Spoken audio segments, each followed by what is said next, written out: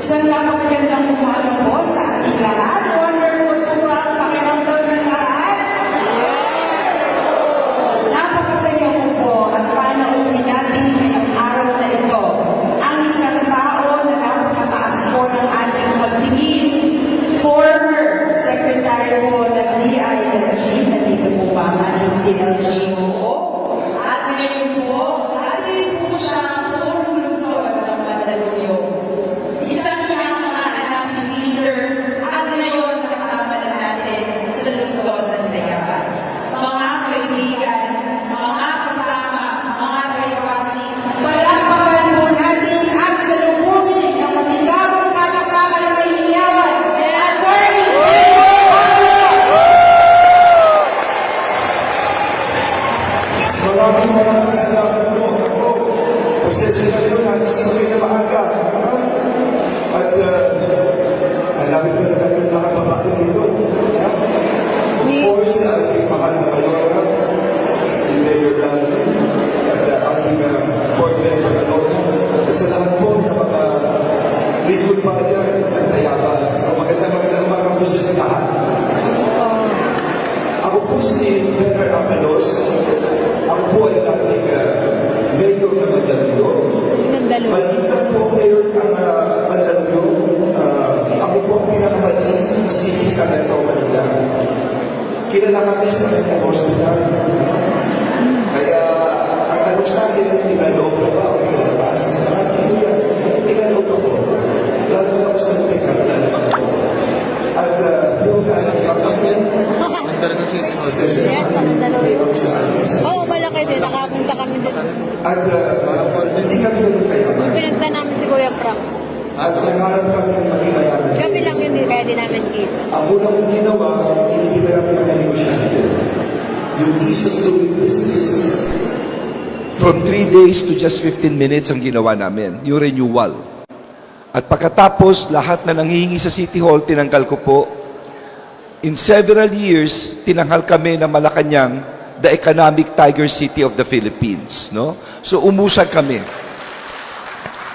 Pag-usap namin ganon, ang una kong ginawa, isa lang hiningi ko sa mga investor, isa lang po, trabaho lang para sa tao. At ito nagawa namin, dahil importante sa akin trabaho, pabahay. Meron kaming home along the Riles, mahaba po yan. 2,000, sabihin mo ng quote-unquote informal settlers. Walang tubig, walang ilaw. Binili po namin yan. Hinati namin yung lupa. At importante sa pabahay, tandaan nyo ito mga kasama ko sa Tayabas, ang interest. Wala po kaming interest na pinataw. Kasi kung uutang ka, kung minsan doble pa. Magkano hulog? 100 pesos, 200 pesos isang buwan. 2,200 families freed from the bondage of squatting. Hindi na po sila informal settlers, ngayon po mga landowners na sila. At hindi kami tumigil doon. 5 malalaking mga lupa na matagal na nakatira mga tao, binili pa rin namin. So yung housing problem namin, napagbigyan namin ng mga patitulo at mga pabahay, 7,700. Maski maliit po kami. And then we targeted, alam niyo problema ng Pilipinas, huli tayo sa edukasyon in the world. Yung PISA survey. Math, science, kawawa tayo. But 20 years ago, kasi bine-blame natin ang educational system. Tinignan namin ang nutrisyon. In-appoint ko, misis ko, lahat ng buntis, inalagaan namin. Pagkapanganak, yung breastfeeding, binigyan namin ng pagkain para masustansya. At yung mga bata, tinutukan namin. Dahil nung panahon na yun, ang DSWD pumapasok sa barangay na late na. 1 out of 3 children stunted. Maliit siya at may brain damage na. Maski pakainin mo yung bata, wala na mangyayari. So after that, nag-number 1 kami sa Metro Manila, hanggang nag-number 1 kami sa Pilipinas, the Nutrition Honor Award. Tinanghal namin ito sa edukasyon system namin, no? Ang nangyari, nag-number 1 sa National Achievement Test ang mga estudyante ng Mandaluyong. Mga kasama, I'm a recipient of several awards. I was awarded by, matanda na po ako, I'm already 62 years old, no? 30 years na po ako sa gobyerno.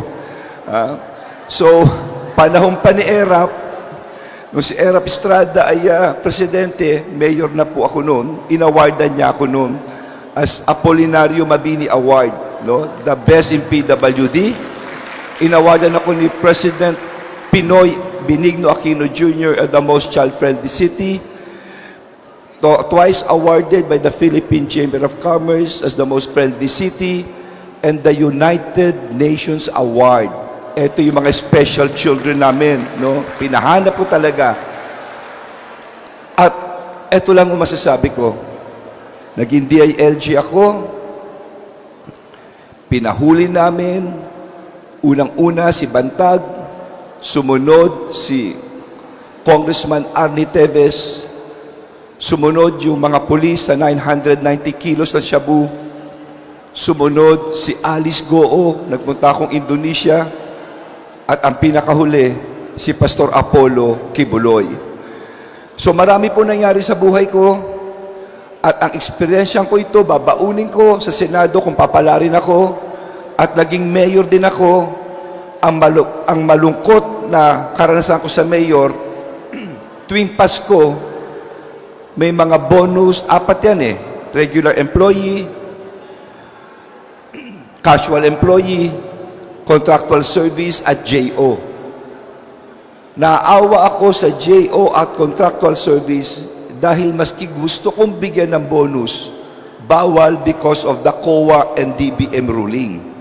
Kaya kung Pasko, kuminsan, sariling pera ko talaga, binibigay ko lang. Pasko, hindi ba dapat lahat pantay-pantay? So wag kayong mag-alala. Ang una kong gagawin, magpapasa ako ng batas na ang JO at casual magkaroon ng incentive at gratuity pay sa buong Pilipinas. Pangalawa, ang ating kuryente. Naging congressman ako noon. Tinayuan ko yan 2005. Isa ako sa ilang tumayo na hindi ako pumapayag na magkaroon ng EVAT ang kuryente. Alam ko na mangyayari. Mataas ang kuryente mo, tataas ang tubig mo, tataas pamasahe mo, tataas ang lahat. It will be one of the drivers for inflation. Pero sabi nila, malaking binibigay na buwis para sa bansa. Ang sinasabi ko naman, tanggalin mo ang IVAT sa kuryente. Kunyari, magkano ito? Kung ito'y 10,000 ang bayad mo sa kuryente, 1,200 yan sa isang buwan. No? Kung ito'y binabayad mo ng 5,000, may 600 ka. So, ipunin mo ito, that's 7,000 a year. Malaki rin ito. Alam nyo ba na tayo pangalawa sa pinakamahal na kuryente sa Asia? So, paano papasok ang factory dito kung overhead niya palang mahal na kuryente? Isipin natin yun. Pero tanggalin mo ito, sacrifice ka ng konti sa buwis. Pero mas dadami negosyo, dadami trabaho, mapapalitan ng buwis at higit sa lahat, giginhawa ang buhay ng bawat Pilipino dahil mumura ang kuryente natin. Yan po ang isa pang ipafile ko. Nag-DILG ako, kung merong problema ay ang local government code. Bakit? 31 years na itong batas na to. Ito nagsasabi kung anong gagawin ni mayor, ni governor, at saka national government. Nakasaad dito, ang barangay road ang magpapagawa si barangay captain. Mga kasama, walang barangay kayang gawin yan. Babaguhin natin yan. Number 2, ang magpapagawa ng eskwelahan daw, si Mayora, local government. Sa buong Pilipinas, iilan lang ang kaya niyan, yung super na mayayaman. And yet, mahirapan pa rin yan. Hindi rin kaya yan. Pangatlo, yung tertiary hospital, ang magpapagawaran ay probinsya. Hindi lahat ng probinsya mayaman. Paano kung hindi kaya ng probinsya? Kawawa ang mamamayan. Babaguhin din natin yan. Huwag kayong mag-alala. Nagawa ko na po ang assignment ko para dito. Ipa-file ko na lang po ito. Ha? Pero ang importante, ang pagkakaisa ng tao, yun ang nagiging sekreto sa bawat isa. Naging mayor ako na matagal, 36 years na po kami sa Mandaluyong. 36 years. Sabi ko naman sa inyo, matanda na ako eh. 8 na apo ko eh. Ha? Pero, ni minsan, wala akong tinakot, walang violence akong ginamit, at never ako naghigante. Tandaan nyo yan. It will form a vicious cycle.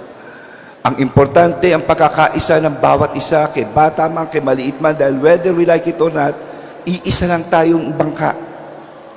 Ako, makita nyo akong ganito, matindi po pinagdaanan ko sa buhay. In a span of 8 years, namatay ang panganay kong anak. Nagbibigay siya ng tulong, ng katekismo sa release ng tren. Nakulong po ang tatay ko nung panahon ni Gloria Arroyo, silang dalawa, at napawalan sala. Ang sabi niya sa akin, Benhar, bahala ka na sa pamilya natin. Pero hindi niya alam, nung panahon na yung galing ako sa doktor, meron po akong cancer. Paano ko sabihin sa tatay kong akong bahala, may cancer ako? Pero napawalan sala ang tatay ko, at ako naman nawala ang cancer sa katawan ko. At ang pinakahuli nung COVID, wala pang bakuna nun, ang unang tinamaan ng nanay ko. Ang alam na natin, mamamatay ka sa COVID.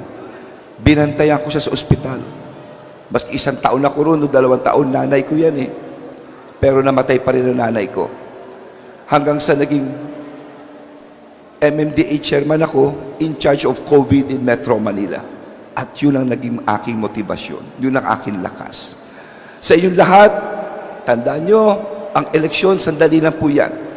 Pero suriin at piliin natin dahil ito magdadala sa ating bansa, sa ating lugar, sa ating kinabukasan. Tayabas, taus-puso ako nagpapasalamat. Tinanggap niyo po ako rito. Ha? Maraming salamat po at mabuhay po ang Tayabas.